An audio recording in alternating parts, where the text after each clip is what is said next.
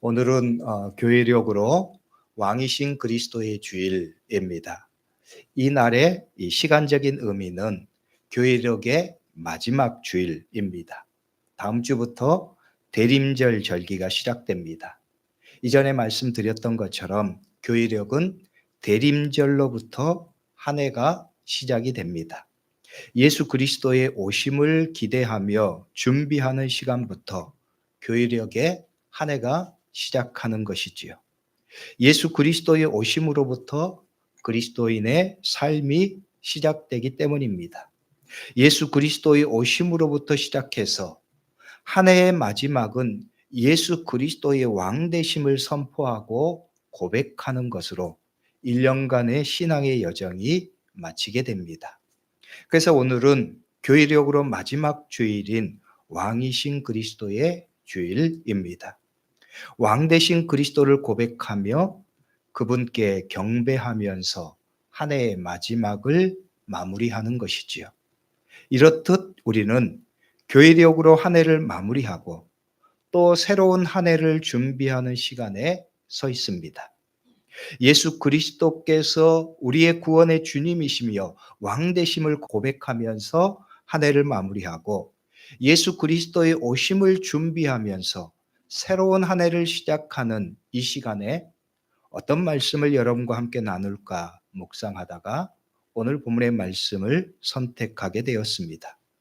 오늘 말씀을 통해서 우리에게 예수 그리스도의 왕 되심을 고백하는 것이 무엇을 의미하는지, 또한 예수 그리스도의 오심을 준비하는 대림절을 앞에 두고 우리에게 무엇이 필요한가, 어떤 것이 준비되어야 하는가를 생각할 때 오늘 우리가 나누는 말씀은 매우 중요한 가르침을 우리에게 주고 계시기 때문입니다. 예수 그리스도의 왕 되심을 고백하는 것은 그리스도께 복종하는 것을 의미합니다.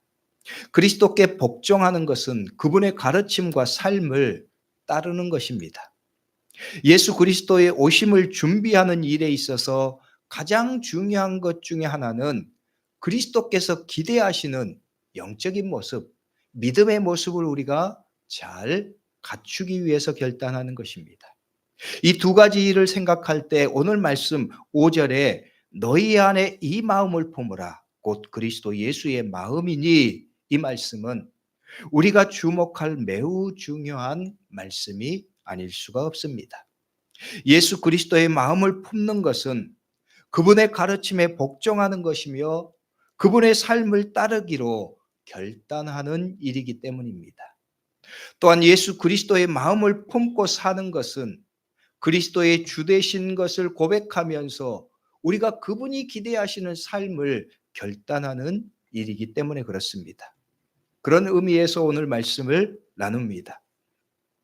사실 우리는 지난주에 오늘 말씀의 바로 앞부분의 말씀을 나누었습니다. 합당한 그리스도인이라고 하는 제목으로 무엇이 합당한지, 예수 그리스도 안에서 합당한 그리스도인의 삶을 성경은 어떻게 가르쳐주고 있는지를 말씀을 통해서 보았습니다. 그 말씀을 나누면서 이 빌립보서의 말씀에서 중요하게 여겨지는 가르침을 한 단어로 표현하는 단어를 보았어요. 합당한 것, 적절한 것, 그리고 적합한 것으로 가치 있는 삶으로서의 의미인 악시오스라고 하는 헬라어 단어입니다. 빌립보서의 말씀은 악시오스 크리스티아노스, 합당한 그리스도인에 관해서 가르치고 있는 말씀인 것이지요. 우리는 보통 이 빌립보서의 말씀을 생각할 때 기쁨이라고 하는 단어를 가장 먼저 생각하고 강조합니다. 그래서 빌립보서의 말씀을 기쁨의 서신이라고 표현하기도 합니다. 맞는 말입니다. 빌립보서는 기쁨에 대해서 가르쳐 주십니다. 그리스도인의 기쁨에 관한 가르침과 권면을 우리에게 주시는 말씀입니다. 지난주 말씀 빌립보서 2장 18절의 말씀에서 바울은 이와 같이 너희도 기뻐하고 나와 함께 기뻐하라 권면했습니다. 그리스도인의 삶은 예수 그리스도 안에서 기쁨을 누리는 삶이기 때문입니다. 믿음은 우리에게 세상의 시련과 박해와 어려움을 뛰어넘는 강력하고 참된 기쁨을 주시기 때문입니다. 그래서 그리스도인의 삶은 기쁨으로 표현할 수 있습니다. 그런데 우리가 이 빌립보서의 말씀을 보면서 놓치지 말아야 할 가르침이 있습니다. 그것은 우리가 어떻게 기쁨을 얻을 수 있는가, 그리고 어떤 기쁨을 추구하고 누려야 하는가의 문제입니다. 빌립보서의 말씀은 예수 그리스도 안에서 우리가 누릴 기쁨은 세상에서 얻는 기쁨과 다름을 말씀하고 있기 때문입니다. 세상에서 얻는 기쁨과 다르기 때문에 그 기쁨을 얻고 누리는 방식도 다릅니다. 빌립보서의 말씀은 무작정 기뻐하라, 기쁘게 살라 말하지 않습니다. 이른바 세상의 긍정주의, 낙관론을 말하는 것이 아닙니다. 너희는 기쁘게 살아라, 걱정하지 말아라, 모든 것이 잘 될 거야, 막연하게 기쁨을 이야기하는 것이 아니라는 말씀이에요. 그래서 우리에게는 어떻게 문제와 어떤 기쁨을 이라고 하는 문제가 중요합니다. 어떤 기쁨은 지난주 말씀을 통해서 나누었습니다. 예수 그리스도 안에서 합당한 그리스도인의 삶을 통해서 하나님께서 우리에게 주시는 기쁨의 진리입니다. 그리고 또 하나 중요한 문제가 있습니다. 바로 어떻게 문제입니다. 어떻게 예수 그리스도 안에서 합당한 그리스도인이 되어서 하나님께서 우리에게 주시는 기쁨을 누리는 삶을 살 것인가? 우리는 어떻게 하나님의 말씀에 합당한 기쁨을 누릴 수 있는가의 문제입니다. 오늘 우리가 나누는 말씀은 바로 그 가르침을 우리에게 주십니다. 그 가르침의 중심에 오늘 말씀 5절의 말씀, 너희 안에 이 마음을 품으라 곧 그리스도 예수의 마음이니 라는 말씀이 있습니다. 그래서 오늘 말씀의 제목도 바로 이 구절을 인용했습니다. 너희 안에 이 마음을 품으라. 예수 그리스도의 마음입니다. 예수 그리스도의 마음을 품는 거예요. 여러분, 이 말씀의 바로 앞구절의 말씀을 여러분 보십시오. 4절의 말씀을 보면 이렇게 말씀하죠. 각각 자기 일을 돌볼 뿐더러 또한 각각 다른 사람의 일을 돌보아 나의 기쁨을 충만하게 하라. 바울은 말합니다. 나의 기쁨을 충만하게 하라. 나의 기쁨을 충만하게 하라. 바울이 말하는 기쁨은 세상의 기쁨이 아니었습니다. 예수 그리스도 안에서 얻는 하늘의 기쁨입니다. 믿음으로 얻고 누리는 기쁨입니다.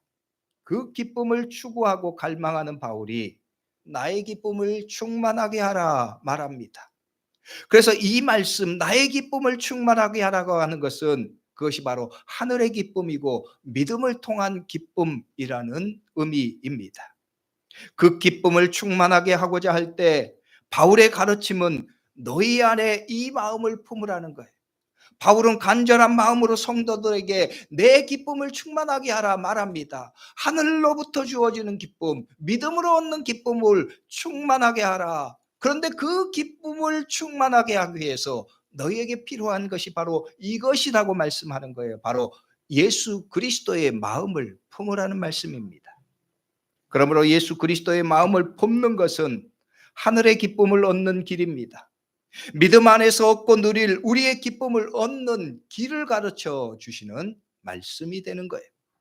그러므로 성도 여러분, 여러분도 이 하나님의 말씀에 순종하십시오. 여러분도 그리스도 안에서 예수 그리스도의 마음을 품으십시오. 그 마음을 품는 것이 하늘의 기쁨을 누리는 길이기 때문입니다. 믿음 안에서 기쁨을 누리는 영적인 비결이기 때문입니다. 그러면 성도 여러분, 그리스도 예수의 마음을 품는 것이 무엇일까요?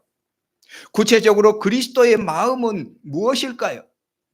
오늘 말씀의 첫 번째 우리에게 주시는 가르침은 예수 그리스도의 마음, 그리스도 예수의 마음은 순종의 마음이었음을 보여줍니다.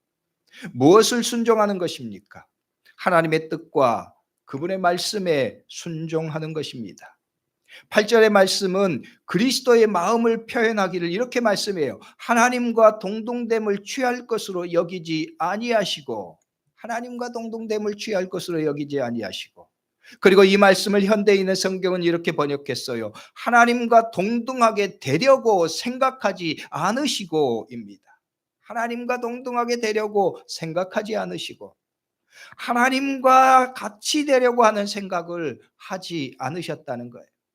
하나님과 동등되려는 생각은 자신이 하나님이 되려는 생각입니다. 그 마음은 첫 인간 아담이 품었던 마음과 같습니다. 첫 인간 아담은 하나님과 같은 존재가 되려고 했습니다. 그 생각이 드니까 하나님의 말씀에 불신하게 됩니다. 그 마음이 드니까 하나님의 말씀에 순종할 수 없었던 거예요. 사탄이 아담과 하와를 유혹합니다. 이렇게 말해요. 창세기 3장 5절의 말씀입니다. 너희가 그것을 먹는 날에는 너희 눈이 밝아져 하나님과 같이 되어 선악을 알 줄을 하나님이 아심이니라.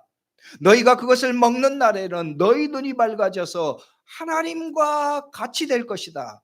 하나님과 같이 되어서 선악을 알게 할 것이다. 하나님과 같이 되어서입니다. 사탄의 이 말은 너희가 이 선악과를 먹으면 하나님과 같이 될 것이라는 거예요. 아담과 하와는 그 사탄의 유혹에 넘어갔습니다. 하나님과 같이 되려고 하는 생각을 품었고 하나님과 같이 되려고 하는 마음을 가졌습니다. 그래서 하나님의 말씀을 불신하고 하나님의 말씀에 불순종했어요. 하나님이 하지 말라고 하신 말씀을 거역하고 선악과를 먹었습니다. 인간의 바벨탑 사건도 마찬가지입니다. 인간은 높은 망대를 세워서 하늘에까지 높아지려고 했습니다. 하늘에까지 이른다고 하는 것은 하나님의 위치에 그들 자신이 오르려고 하는 생각입니다. 자신이 하나님이 되려고 하는 생각입니다. 그 생각으로 하나님을 거역하고 하나님을 대항합니다. 성경은 이것이 죄의 본질이라고 말씀합니다. 그리고 그 죄로 인해서 인간의 삶은 파괴와 죽음을 맞았음을 보여줍니다. 죄가 왕노릇하는 길입니다.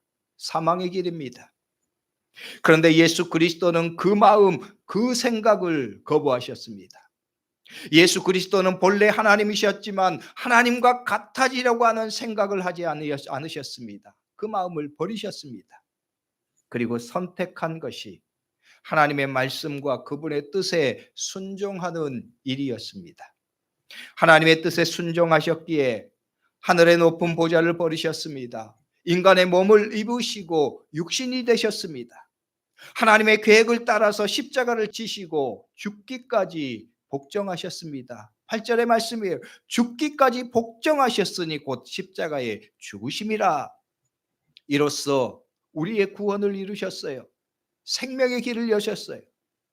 예수 그리스도께서는 하나님과 같아지려고 하는 마음을 품지 않으시고 하나님의 뜻과 그분의 말씀에 순종해서 인간의 이 죄가 왕노릇하는 길, 사망의 길을 생명의 길로 바꾸셨습니다.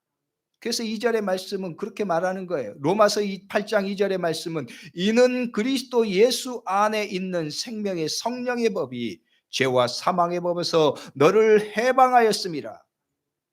우리는 예수 그리스도로 말미암아 구원을 얻었습니다. 생명을 얻은 거예요. 그러니 우리는 기뻐할 수밖에 없습니다. 예수 그리스도 안에서 우리는 기뻐할 수밖에 없습니다. 사도 바울은 바로 그 기쁨이 충만하다고 말합니다. 너희도 그 기쁨이 충만하다고 말합니다. 그래서 너희도 기뻐하고 기뻐하라고 말하는 거예요. 세상의 것과 비교할 수 없는 기쁨이지요. 세상에서 얻는 기쁨과 비교할 수 없는 하늘의 기쁨입니다. 예수 그리스도 안에서 우리가 얻는 기쁨이 그러합니다. 그래서 그 기쁨을 아는 자는 그분을 닮아가려 하는 거예요. 그분의 마음을 품고 그분과 같이 살려 합니다. 그것이 바로 예수 그리스도의 마음을 품는 것입니다. 그분이 품으셨던 마음처럼 하나님과 같아지려고 하는 죄의 욕망, 인간의 탐욕을 버리고 하나님의 말씀과 그분의 뜻에 기꺼이 기쁨으로 순종하는 거예요. 사도 바울이 증언하는 자신의 삶이 그러했습니다. 그것이 예수 그리스도 안에서 우리가 살아야 할 마땅한 삶이라고 바울은 강조하고 있는 거예요. 악시오스 크리스티아노스의 삶입니다. 그러므로 성도 여러분, 여러분도 이 마음을 품으십시오. 그리스도 예수의 마음을 품으십시오.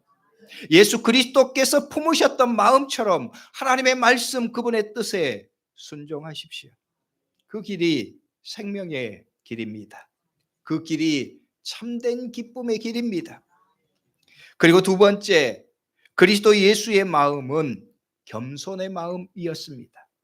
예수 그리스도는 하나님의 뜻, 그분의 말씀에 순종하고자 할 때 기꺼이 낮아짐을 선택하셨습니다.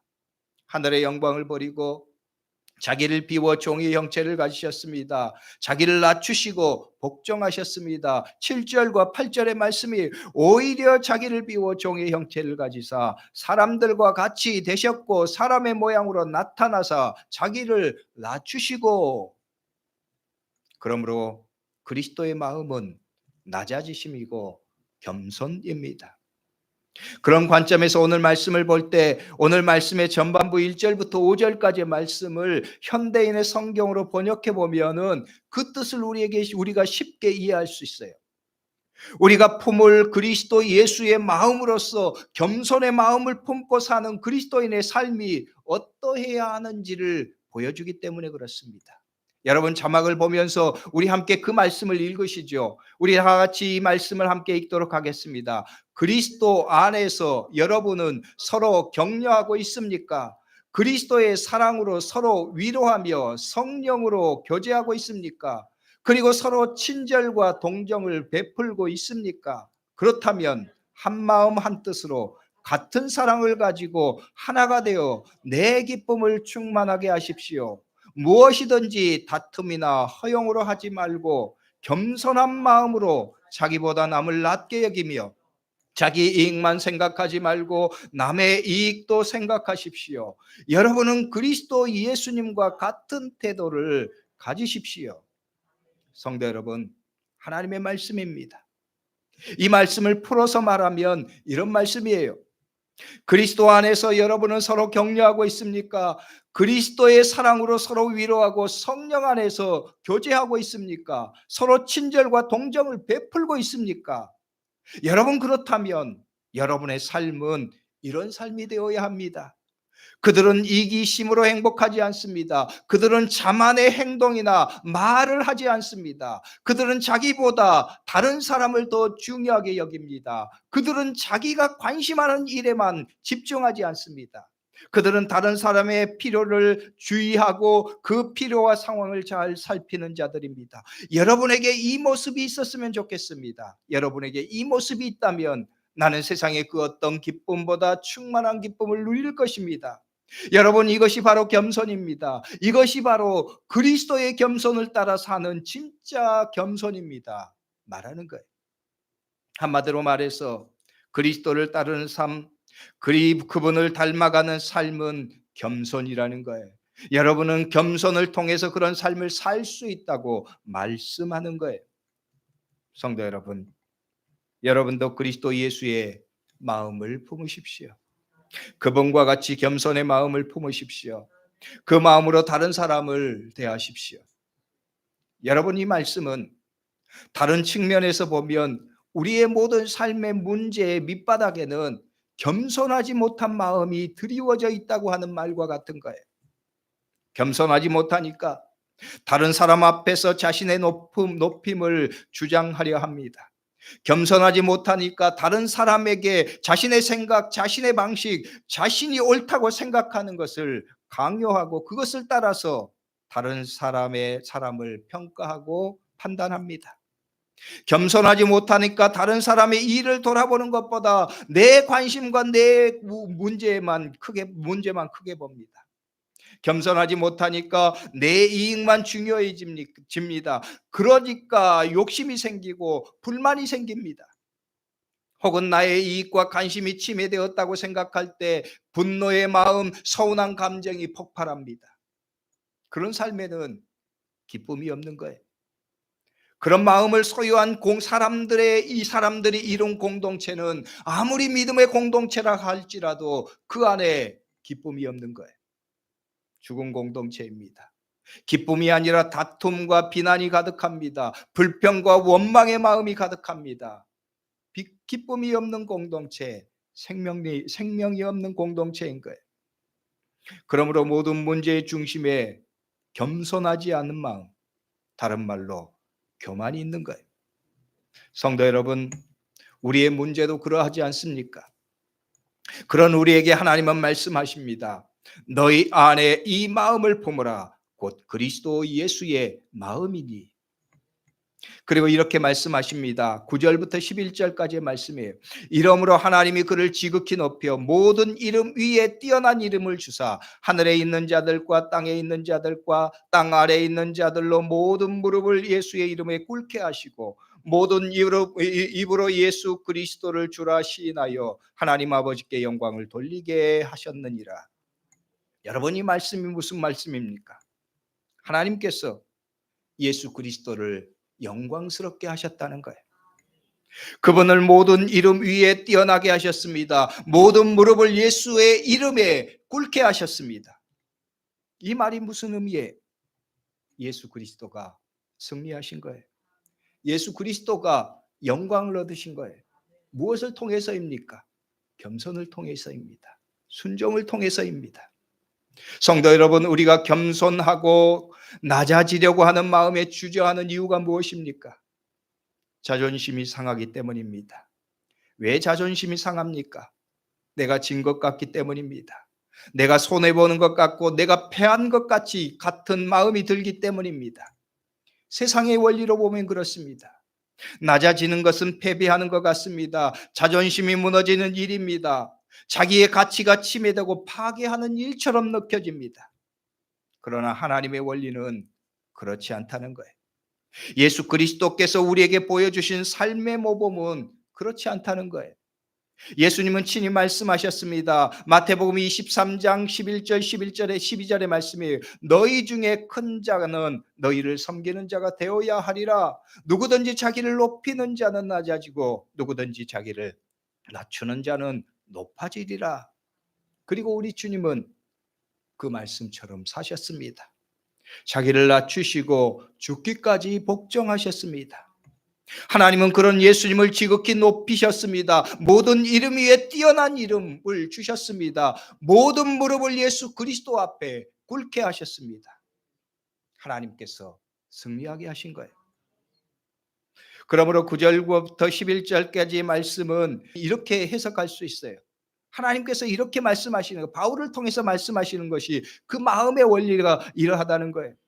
얘들아, 겸손한 마음을 먹고 살기 어렵지. 때로는 불평과 원망의 마음도 생기지. 그런데 너희가 그렇게 힘들고 주저할 때 예수님을 생각해봐. 그분의 겸손을 생각해봐. 그분은 하늘의 영광을 버리셨어. 너희를 위해서 그렇게 하셨어. 하나님이신 그분이 죄인인 인간의 몸을 입으셨어. 그것뿐만 아니라 죄인인 인간의 몸을 입으실 뿐만 아니라 인간의 가장 비참한 십자가를 지셨어. 그리고 죽으셨어. 하나님이신 그분이 그렇게 비참하게 죽으셨어. 왜 그러셨을까? 우리를 사랑하셔서, 나를 위해서 그러하셨다는 거예요. 그런데 말이야, 내가 너희에게 할 말은 그뿐만이 아니다. 하나님이 예수님을 얼마나 영광스럽게 하셨는지, 그분이 예수 그리스도의 겸손함을 통해서 얼마나 놀라운 영광을 주셨는지 생각해 보아라. 하나님은 그리스도를 최고로 높이셨어. 모든 이름 위에 가장 영광스러운 이름을 주셨어. 하늘과 땅의 모든 권세를 그분 아래 복종하게 하셨어. 예수님은 최고의 승리를 거두신 거야. 그렇게 말씀하는 거예요. 예수 그리스도의 마음, 그분의 겸손과 낮아지심이 최고의 승리라는 말씀입니다. 그러므로 너희들이 그리스도를 따라서 겸손함으로 살 때 그것은 손해도 아니고 실패도 아니고 너희의 삶이 내리막길이 아니라고 말씀하시는 거예요. 왜냐하면 하나님께서 그리스도의 겸손을 높이셨기 때문입니다. 마찬가지로 하나님은 너희의 겸손 또한 그렇게 사용하실 것이다. 그렇게 영광스러운 선물을 주실 것이다 약속하시기 때문입니다. 최고의 승리를 얻는 것, 최고의 기쁨을 누리는 것, 바로 그것이라고 말씀하는 거예요. 그러니 너희들은 오늘 그리스도를 따라서 참된 겸손의 삶을 결단하고 살라고 말씀하십니다. 성도 여러분, 그렇습니다. 예수 그리스도의 낮아지심과 겸손은 하나님 안에서 최고의 승리입니다. 최고의 영광입니다. 최고의 기쁨을 가져오는 영광스러운 승리입니다. 하나님이 높이시기 때문입니다. 그러므로 너희도 그렇게 살라고 말씀하시는 거예요. 너희 안에 이 마음을 품으라. 곧 그리스도 예수의 마음이니. 여러분 모두 이 하나님의 말씀에 순종해서 그리스도 예수의 마음을 품고 그분의 영광스러움과 그분의 승리를 함께 누리는 성도가 될 수 있기를 주의 이름으로 축복합니다. 하나님 안에서 합당한 그리스도인으로 최고의 기쁨을 누리는 성도들이 될 수 있기를 주의 이름으로 축복합니다. 기도하겠습니다. 기도할 때 오늘 말씀을 붙잡고 통성으로 기도하죠. 하나님, 나도 예수 그리스도의 마음을 품기를 원합니다. 나도 그렇게 겸손하게 하여 주옵소서. 나도 아버지 하나님